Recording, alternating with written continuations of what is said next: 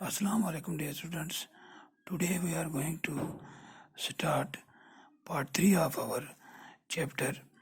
The Making of a Global World, and that is the Interwar Economy.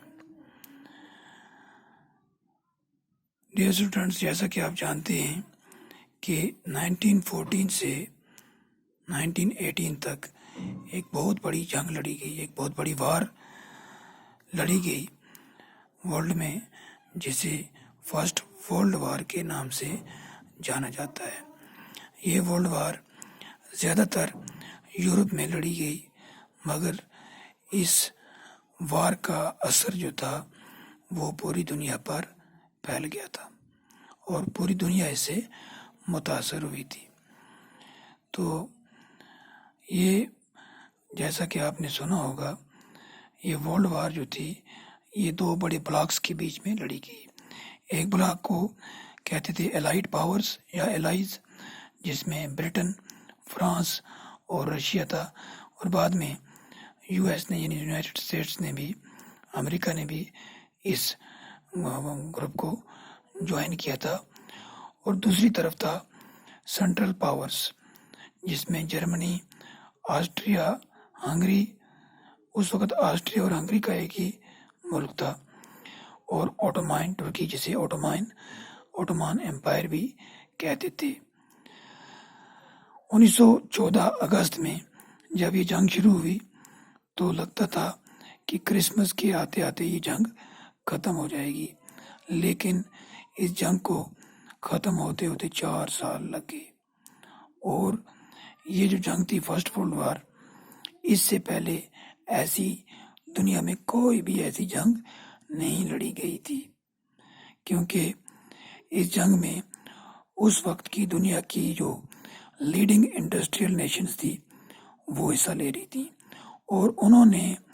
Modern industry की मदद से ऐसे खतरनाक हथियार बनाए थे जिसे वो अपने दुश्मनों पर इस्तेमाल कर रहे थे।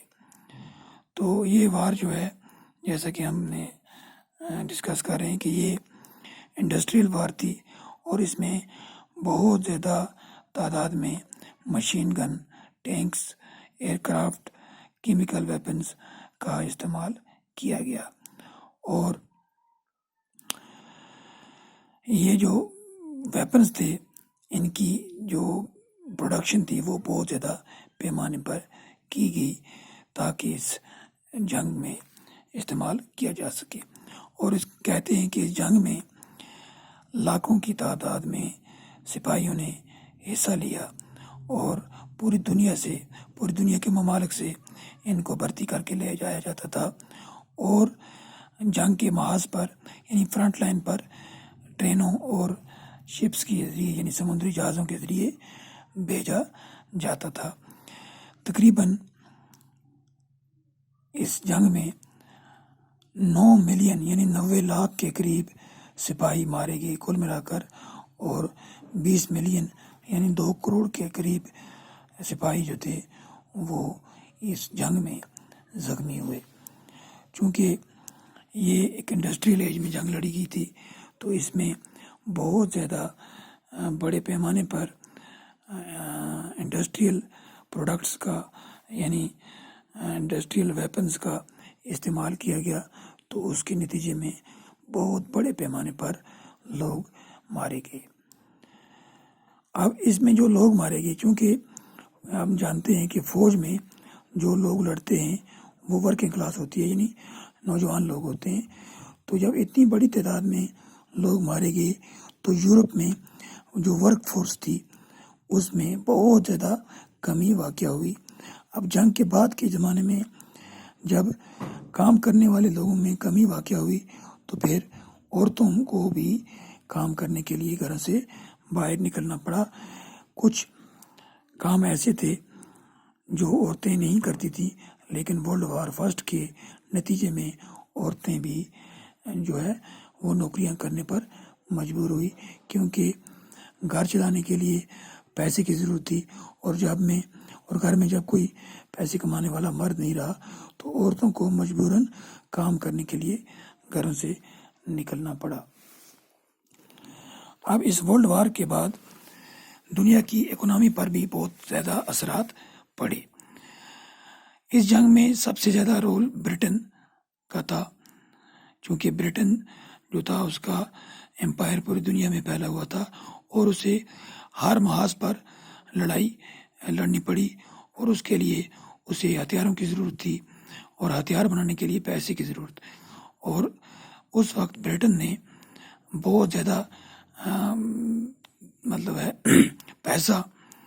امریکہ کے بینکوں سے اور امریکی عوام سے ادھار پہ لیا، قرض لیا. تو اس کے نتیجے میں کیا ہوا کہ برٹن کی اکنامی بہت زیادہ متاثر ہوئی، اور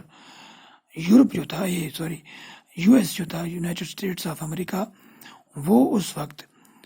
انٹرنیشنل ڈیبٹر تھے، یعنی وہ بہت زیادہ مقروض تھے، اور جنگ کے بعد وہ سب سے بڑے قرض دینے والے ملک کی شکل میں ابھر کر سامنے آئے، اور اس سے انہوں نے بہت زیادہ فائدہ اٹھایا.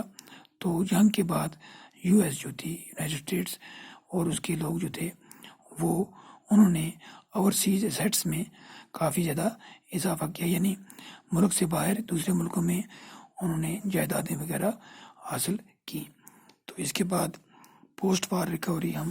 Next class